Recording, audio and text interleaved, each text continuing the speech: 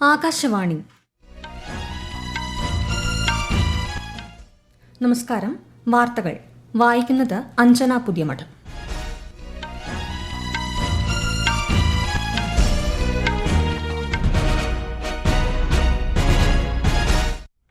പ്രധാന വാർത്തകൾ.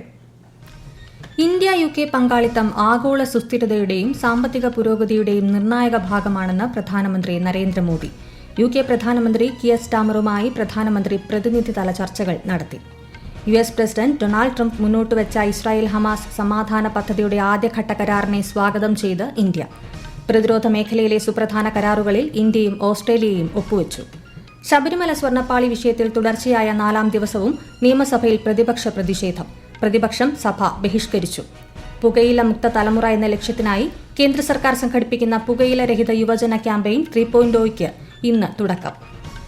ICC വനിതാ ഏകദിന ക്രിക്കറ്റ് ലോകകപ്പിൽ ഇന്ന് ഇന്ത്യ ദക്ഷിണാഫ്രിക്കയെ നേരിടും. വാർത്തകൾ വിശദമായി. ഇന്ത്യ UK പങ്കാളിത്തം ആഗോള സുസ്ഥിരതയുടെയും സാമ്പത്തിക പുരോഗതിയുടെയും നിർണായക ഭാഗമാണെന്ന് പ്രധാനമന്ത്രി നരേന്ദ്രമോദി. UK പ്രധാനമന്ത്രി കിയർ സ്റ്റാമറുമായി നടത്തിയ പ്രതിനിധിതല ചർച്ചയ്ക്ക് ശേഷം സംയുക്ത മാധ്യമ സമ്മേളനത്തെ അഭിസംബോധന ചെയ്യുകയായിരുന്നു പ്രധാനമന്ത്രി. വിശ്വസ്തതയിലും സാങ്കേതിക ശേഷിയിലും പ്രാഗൽഭ്യത്തിലും അധിഷ്ഠിതമായ ബന്ധമാണ് ഇരു രാജ്യങ്ങൾക്കുമിടയിൽ നിലനിൽക്കുന്നതെന്നും അദ്ദേഹം പറഞ്ഞു. പശ്ചിമേഷ്യയിലെ സമാധാനം, റഷ്യ-യുക്രൈൻ സംഘർഷം എന്നിവ സംബന്ധിച്ച നിർണായക ചർച്ചകളും നേതാക്കൾക്കിടയിൽ നടന്നു. യുക്രൈനിലും ഗാസയിലും നയതന്ത്ര ചർച്ചകളിലൂടെ സമാധാനം പുനഃസ്ഥാപിക്കാനുള്ള ശ്രമങ്ങളെ ഇന്ത്യ പിന്തുണയ്ക്കുന്നതായി ശ്രീ മോദി പറഞ്ഞു. आज की बैठक में हमने इंडो पैसिफिक, वेस्ट एशिया में शांति और स्थिरता और यूक्रेन में चल रहे संघर्ष पर भी विचार साझा किए. यूक्रेन कॉन्फ्लिक्ट और गाजा के मुद्दे पर भारत डायलॉग और डिप्लोमेसी से शांति की बहाली के सभी प्रयासों का समर्थन करता है. हम इंडो पैसिफिक क्षेत्र में मैरीटाइम सिक्योरिटी कोऑपरेशन बढ़ाने के लिए पूर्ण रूप से प्रतिबद्ध है. മുംബൈയിൽ നടക്കുന്ന CEO ഫോറത്തിൽ ഇരു പ്രധാനമന്ത്രിമാരും ഇന്ന് പങ്കെടുക്കും. ഗ്ലോബൽ ഫിൻടെക് ഫെസ്റ്റിന്റെ 6ാം പതിപ്പിലും ശ്രീ മോദിയും കിയർ സ്റ്റാമറും ഇന്ന് പങ്കെടുക്കുന്നുണ്ട്. US പ്രസിഡന്റ് ഡൊണാൾഡ് ട്രംപ് മുന്നോട്ടുവച്ച ഇസ്രായേൽ ഹമാസ് സമാധാന പദ്ധതിയുടെ ആദ്യഘട്ട കരാറിനെ സ്വാഗതം ചെയ്ത് പ്രധാനമന്ത്രി നരേന്ദ്രമോദി. കരാറിലൂടെ ബന്ദികളുടെ മോചനവും ഗാസയിലെ ജനങ്ങൾക്കുള്ള മാനുഷിക സഹായവും ഉറപ്പാക്കാനാകുമെന്ന് പ്രധാനമന്ത്രി സാമൂഹ്യ മാധ്യമത്തിൽ കുറിച്ചു. ഇസ്രായേൽ പ്രധാനമന്ത്രി ബെന്യാമിൻ നെതന്യാഹുവിന്റെ ശക്തമായ നേതൃപാടവമാണ് ഇതിലൂടെ വ്യക്തമാകുന്നതെന്നും അദ്ദേഹം പറഞ്ഞു. ഗാസയിലെ യുദ്ധം അവസാനിപ്പിക്കുന്നതിനായി അമേരിക്ക മുന്നോട്ടുവച്ച സമാധാന പദ്ധതിയുടെ ആദ്യഘട്ടത്തിന് ഇസ്രായേലും ഹമാസും സമ്മതിച്ചതായി ഡൊണാൾഡ് ട്രംപ് അറിയിക്കുകയായിരുന്നു. ഈജിപ്തിലെ ഷാം എൽ ഷെയ്ഖിൽ നടന്ന ചർച്ചയിലാണ് ധാരണ. കരാറിന്റെ ആദ്യഘട്ടത്തിൽ പലസ്തീൻ തടവുകാരെ വിട്ടയക്കുന്നതിന് പകരമായി ഹമാസും എല്ലാ ബന്ദികളെയും മോചിപ്പിക്കും. സമാധാന കരാറിന്റെ പ്രാരംഭഘട്ടം നടപ്പാക്കാൻ തീരുമാനിച്ചതായി ഇസ്രായേലും ഹമാസും മധ്യസ്ഥ രാഷ്ട്രമായ ഖത്തറും സ്ഥിരീകരിച്ചു. സമാധാന കരാറിനെ ഐക്യരാഷ്ട്രസഭയും സ്വാഗതം ചെയ്തു. പ്രതിരോധ മേഖലയിലെ സുപ്രധാന കരാറുകളിൽ ഇന്ത്യയും ഓസ്ട്രേലിയയും ഒപ്പുവച്ചു. രാജ്യരക്ഷാമന്ത്രി രാജ്നാഥ് സിംഗിന്റെയും ഓസ്ട്രേലിയൻ ഉപപ്രധാനമന്ത്രി റിച്ചാർഡ് മാർലെസിന്റെയും സാന്നിധ്യത്തിൽ കാൻബറയിലാണ് കരാറുകൾ ഒപ്പുവച്ചത്. സൈബർ പ്രതിരോധം, സമുദ്ര സുരക്ഷ, പ്രാദേശിക വെല്ലുവിളികൾ തുടങ്ങിയ വിഷയങ്ങൾ നേതാക്കൾ വിലയിരുത്തി. ഇന്ത്യ ഓസ്ട്രേലിയ സമഗ്ര നയതന്ത്ര സഹകരണത്തിന്റെ പ്രാധാന്യത്തെക്കുറിച്ചും ഇരുവരും ആവർത്തിച്ചു. ജമ്മുകശ്മീരിലെ സുരക്ഷാ സ്ഥിതി വിലയിരുത്തുന്നതിന് കേന്ദ്ര ആഭ്യന്തരമന്ത്രി അമിത്ഷായുടെ അധ്യക്ഷതയിൽ ഇന്ന് ന്യൂഡൽഹിയിൽ യോഗം ചേരും. ജമ്മുകശ്മീർ ലഫ്റ്റനന്റ് ഗവർണർ, ആഭ്യന്തര മന്ത്രാലയത്തിലെ മുതിർന്ന ഉദ്യോഗസ്ഥർ, കേന്ദ്ര ഏജൻസികളുടെയും ജമ്മുകശ്മീർ സർക്കാരിന്റെയും പ്രതിനിധികൾ തുടങ്ങിയവർ യോഗത്തിൽ പങ്കെടുക്കും. ശബരിമല സ്വർണ്ണപ്പാളി വിഷയത്തിൽ തുടർച്ചയായ 4ാം ദിവസവും നിയമസഭയിൽ പ്രതിപക്ഷ പ്രതിഷേധം. പ്രക്ഷുബ്ധ രംഗങ്ങൾക്കിടെ നിയമസഭാ ചീഫ് മാർഷലിന് പരിക്കേറ്റു. ചോദ്യോത്തരവേള ആരംഭിച്ചപ്പോൾ തന്നെ പ്രതിപക്ഷം ബാനറും പ്ലക്കാർഡുകളും ഉയർത്തി സ്പീക്കറുടെ വേദിക്ക് മുന്നിലേക്ക് എത്തിയെങ്കിലും സ്പീക്കറുടെ നിർദ്ദേശപ്രകാരം വാച്ച് ആൻഡ് വാർഡ് ബാനർ പിടിച്ചുമാറ്റി. ഇതിനിടയിൽ രണ്ടാമതൊരു ബാനർ ഉയർത്തി പ്രതിപക്ഷാംഗങ്ങൾ സ്പീക്കറുടെ വേദിയിലേക്ക് ഇരച്ചു കയറാൻ ശ്രമിച്ചു. ഇതിനിടയിൽ ചോദ്യോത്തരവേള തുടർന്നെങ്കിലും ശൂന്യവേള ആരംഭിച്ചതോടെ പ്രതിപക്ഷ പ്രതിഷേധം കൂടുതൽ രൂക്ഷമായി. ഇരുവശങ്ങളിലൂടെയും കയറാൻ ശ്രമിച്ച പ്രതിപക്ഷാംഗങ്ങളെ വാച്ച് ആൻഡ് വാർഡ് തടഞ്ഞു. ബഹളം ക്രമാതീതമായതോടെ സ്പീക്കർ അല്പസമയത്തേക്ക് സഭ നിർത്തിവെച്ചു. തുടർന്ന് സഭ വീണ്ടും സമ്മേളിച്ചപ്പോഴാണ് ചീഫ് മാർഷലിന് പരിക്കേറ്റ കാര്യം സ്പീക്കർ സഭയെ അറിയിച്ചത്. തുടർന്ന് നടപടികളോട് തങ്ങൾ പൂർണ്ണമായും നിസ്സഹകരിക്കുന്നതായി പ്രഖ്യാപിച്ച് പ്രതിപക്ഷം സഭ ബഹിഷ്കരിച്ചു. ക്യാൻസർ രോഗികൾക്ക് KSRTC സൂപ്പർഫാസ്റ്റ് മുതൽ താഴോട്ടുള്ള എല്ലാ ബസ്സുകളിലും സൌജന്യ യാത്ര പ്രഖ്യാപിച്ച് മന്ത്രി KB ഗണേഷ് കുമാർ. നിയമസഭയിലെ ചോദ്യോത്തരവേളയ്ക്കിടെയായിരുന്നു പ്രഖ്യാപനം. മുൻപ് ക്യാൻസർ രോഗികൾക്ക് ചികിത്സയ്ക്കായി ക്യാൻസർ സെന്ററുകളിലേക്ക് യാത്ര ചെയ്യാൻ ഫാസ്റ്റ് പാസഞ്ചർ മുതൽ ഓർഡിനറി വരെയുള്ള ബസ്സുകളിൽ 50% സൌജന്യമുണ്ടായിരുന്നു. വരുമാനം വർദ്ധിക്കുന്ന സാഹചര്യത്തിൽ യാത്രക്കാർക്ക് ഈ നടപടി ഏറെ പ്രയോജനകരമായിരിക്കുമെന്നും മന്ത്രി പറഞ്ഞു.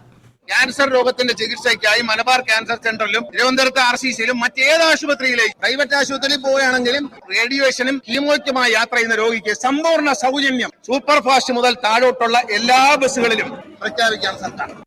ഈ വാർത്തകൾ ആകാശവാണിയിൽ നിന്ന്. ആകാശവാണി വാർത്തകളും വാർത്താധിഷ്ഠിത പരിപാടികളും all India radio news Thiruvananthapuram YouTube ചാനലിലും @all India radio news Thiruvananthapuram Facebook പേജിലും AR News_ തിരുവനന്തപുരം ഇൻസ്റ്റഗ്രാം അക്കൌണ്ടിലും @AR News_TVM X ഹാൻഡിലും ലഭ്യമാണ്. രാഷ്ട്രപതി ദ്രൌപദി മുർമു 3 ദിവസത്തെ സന്ദർശനത്തിനായി ഇന്ന് ഗുജറാത്തിലെത്തും. രാജ്കോട്ടിൽ ഇന്ന് വൈകുന്നേരം എത്തുന്ന രാഷ്ട്രപതി നാളെ സോമനാഥ് ക്ഷേത്രത്തിൽ ദർശനം നടത്തും. തുടർന്ന് ഗിർ ദേശീയോദ്യാനം സന്ദർശിക്കുന്ന ശ്രീമതി മുർമു സാസൻഗിറിലെ പ്രാദേശിക ഗോത്ര സമൂഹവുമായി സംവദിക്കും. നാളെ ദ്വാരകാധീശ് ക്ഷേത്രത്തിൽ ദർശനം നടത്തുന്ന രാഷ്ട്രപതി അഹമ്മദാബാദിൽ ഗുജറാത്ത് വിദ്യാപീഠത്തിന്റെ 71ാമത് ബിരുദദാന ചടങ്ങിലും പങ്കെടുക്കും. പ്രധാനമന്ത്രി നരേന്ദ്രമോദിയുമായും കേന്ദ്ര ആഭ്യന്തരമന്ത്രി അമിത്ഷായുമായും കൂടിക്കാഴ്ച നടത്തുന്നതിനായി മുഖ്യമന്ത്രി പിണറായി വിജയൻ ഡൽഹിയിലെത്തി. ശ്രീ അമിത്ഷായുമായി ഇന്ന് ചർച്ച നടത്തുന്ന മുഖ്യമന്ത്രി നാളെ പ്രധാനമന്ത്രിയെയും സന്ദർശിക്കും. മന്ത്രിമാരായ KN Balagopal, Muhammad Riyas, chief secretary തുടങ്ങിയവർ മുഖ്യമന്ത്രിക്ക് ഒപ്പമുണ്ട്. വയനാടിന് കൂടുതൽ കേന്ദ്ര സഹായം, കേരളത്തിന് എയിംസ് തുടങ്ങിയ വിഷയങ്ങൾ ചർച്ചയിൽ മുഖ്യമന്ത്രി ഉന്നയിക്കും. കേന്ദ്ര ആരോഗ്യ മന്ത്രാലയവും വിദ്യാഭ്യാസ മന്ത്രാലയവും സംയുക്തമായി സംഘടിപ്പിക്കുന്ന പുകയില രഹിത യുവജന ക്യാമ്പയിൻ 3.0യ്ക്ക് ഇന്ന് തുടക്കം. പുകയില മുക്ത തലമുറ എന്ന ആശയത്തിലേക്കുള്ള ശക്തമായ ചുവടുവയ്പ്പാണ് ഈ ദേശീയ പ്രചാരണം. വിശദാംശങ്ങളിലേക്ക്. പുകയില ഉപയോഗത്തിന്റെ ദോഷവശങ്ങളെക്കുറിച്ച് യുവതലമുറയെ ബോധവൽക്കരിക്കുന്നതിലെ സുപ്രധാന ചുവടുവയ്പായാണ് 2 മാസം നീണ്ടുനിൽക്കുന്ന പ്രചാരണത്തിന് തുടക്കമാവുന്നത്. രാജ്യത്ത് 13നും 15നും ഇടയിൽ പ്രായമുള്ള വിദ്യാർത്ഥികളിൽ 8.4% പേർ നിലവിൽ പുകയില ഉൽപ്പന്നങ്ങൾ ഉപയോഗിക്കുന്നുണ്ടെന്ന് ഗ്ലോബൽ യൂത്ത് ടുബാക്കോ സർവേ റിപ്പോർട്ടിൽ പറയുന്നു. പുകയില ഉപയോഗം ആരംഭിക്കുന്നതിന്റെ ശരാശരി പ്രായം 10 വയസ്സ് മാത്രമാണെന്നും റിപ്പോർട്ടിലുണ്ട്. പുകയില ഉപയോഗം തടയുന്നതിന് കുട്ടികളെയും യുവാക്കളെയും ബോധവൽക്കരിക്കാനും പുകവലി ഉപേക്ഷിക്കാൻ ആഗ്രഹിക്കുന്നവരെ പിന്തുണയ്ക്കാനും ഈ പരിപാടിയിലൂടെ ലക്ഷ്യമിടുന്നു. വിദ്യാഭ്യാസ സ്ഥാപനങ്ങൾ പുകയില മുക്തമാണെന്ന് ഉറപ്പാക്കുന്നതിനുള്ള പരിശോധനാ നടപടികളും ക്യാമ്പയിനിൽ ഉൾപ്പെടുത്തിയിട്ടുണ്ട്.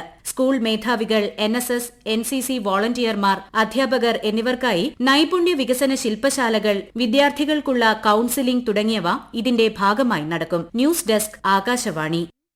ബീഹാർ നിയമസഭാ തെരഞ്ഞെടുപ്പിലും മറ്റ് ഉപതെരഞ്ഞെടുപ്പുകളിലും സ്ഥാനാർത്ഥികൾക്കും രാഷ്ട്രീയ പാർട്ടികൾക്കുമെതിരെ നിർമ്മിത ബുദ്ധി ഉപയോഗിച്ചുള്ള പ്രചാരണത്തിൽ മുന്നറിയിപ്പുമായി കേന്ദ്ര തെരഞ്ഞെടുപ്പ് കമ്മീഷൻ. AI ഉപയോഗിച്ചുള്ള വ്യാജ വീഡിയോ, തെറ്റായ വിവരങ്ങൾ എന്നിവ പരസ്യങ്ങളിലോ സാമൂഹ്യ മാധ്യമങ്ങളിലോ ഉപയോഗിക്കാൻ പാടില്ലെന്ന് കമ്മീഷൻ മുന്നറിയിപ്പ് നൽകി. നിർമ്മിത ബുദ്ധി ഉപയോഗിച്ച് തയ്യാറാക്കിയ ഉള്ളടക്കങ്ങൾ പ്രചാരണത്തിൽ ഉൾപ്പെടുത്തിയിട്ടുണ്ടെങ്കിൽ അവയിൽ AI ജനറേറ്റഡ് എന്ന് കൃത്യമായി രേഖപ്പെടുത്തണമെന്നും നിർദ്ദേശമുണ്ട്. സമൂഹമാധ്യമങ്ങളിൽ നിരീക്ഷണം ശക്തമാക്കുമെന്നും തെരഞ്ഞെടുപ്പ് കമ്മീഷൻ അറിയിച്ചു. ആഗോള സാമ്പത്തിക വളർച്ചയിൽ ഇന്ത്യയുടെ സംഭാവനകളെ പ്രശംസിച്ച് അന്താരാഷ്ട്ര നാണയനിധി. മാറിവരുന്ന ആഗോള സാഹചര്യങ്ങളിൽ ഇന്ത്യയുടെ വളർച്ച പ്രശംസനീയമാണെന്ന് IMF managing director Kristalina Georgieva പറഞ്ഞു. ആഗോള സമ്പദ്വ്യവസ്ഥ ഈ വർഷം 3% വളർച്ച കൈവരിക്കുമെന്ന് പ്രതീക്ഷിക്കുന്നതായും IMF അറിയിച്ചു. ICC വനിതാ ഏകദിന ക്രിക്കറ്റ് ലോകകപ്പിൽ ഇന്ന് ഇന്ത്യ ദക്ഷിണാഫ്രിക്കയെ നേരിടും. വിശാഖപട്ടണത്ത് വൈകുന്നേരം 3 മണിക്കാണ് മത്സരം. 3ാം വിജയം ലക്ഷ്യമിട്ടാണ് ഇന്ത്യ ഇന്ന് കളിക്കളത്തിലിറങ്ങുന്നത്. വനിതാ ലോകകപ്പിൽ ഇന്നലെ ഓസ്ട്രേലിയ പാകിസ്ഥാനെ 107 റൺസിന് പരാജയപ്പെടുത്തി. ഓഹരി വിപണിയിൽ നേട്ടം. സെൻസെക്സ് 245 പോയിന്റ് ഉയർന്ന് 82,019ലും നിഫ്റ്റി 97 പോയിന്റ് ഉയർന്ന് 25,143ലും വ്യാപാരം പുരോഗമിക്കുന്നു. സ്വർണ്ണവില ഇന്നും വർദ്ധിച്ചു. പവന് 160 രൂപ വർദ്ധിച്ച് 91,040 രൂപയിലെത്തി. ഗ്രാമിന് 11,380 രൂപയാണ് ഇന്നത്തെ വില. പ്രധാന വാർത്തകൾ വീണ്ടും. ഇന്ത്യ UK പങ്കാളിത്തം ആഗോള സുസ്ഥിരതയുടെയും സാമ്പത്തിക പുരോഗതിയുടെയും നിർണായക ഭാഗമാണെന്ന് പ്രധാനമന്ത്രി നരേന്ദ്രമോദി. UK പ്രധാനമന്ത്രി കിയർ സ്റ്റാമറുമായി പ്രധാനമന്ത്രി പ്രതിനിധിതല ചർച്ചകൾ നടത്തി. US പ്രസിഡന്റ് ഡൊണാൾഡ് ട്രംപ് മുന്നോട്ടുവച്ച ഇസ്രായേൽ ഹമാസ് സമാധാന പദ്ധതിയുടെ ആദ്യഘട്ട കരാറിനെ സ്വാഗതം ചെയ്ത് ഇന്ത്യ. പ്രതിരോധ മേഖലയിലെ സുപ്രധാന കരാറുകളിൽ ഇന്ത്യയും ഓസ്ട്രേലിയയും ഒപ്പുവച്ചു. ശബരിമല സ്വർണ്ണപ്പാളി വിഷയത്തിൽ തുടർച്ചയായ 4ാം ദിവസവും നിയമസഭയിൽ പ്രതിപക്ഷ പ്രതിഷേധം. പ്രതിപക്ഷം സഭ ബഹിഷ്കരിച്ചു. പുകയില മുക്ത തലമുറ എന്ന ലക്ഷ്യത്തിനായി കേന്ദ്ര സർക്കാർ സംഘടിപ്പിക്കുന്ന പുകയില രഹിത യുവജന ക്യാമ്പയിൻ 3.0യ്ക്ക് ഇന്ന് തുടക്കം. ICC വനിതാ ഏകദിന ക്രിക്കറ്റ് ലോകകപ്പിൽ ഇന്ന് ഇന്ത്യ ദക്ഷിണാഫ്രിക്കയെ നേരിടും. വാർത്തകൾ കഴിഞ്ഞു. അടുത്ത വാർത്താ പ്രക്ഷേപണം വൈകുന്നേരം 6:30.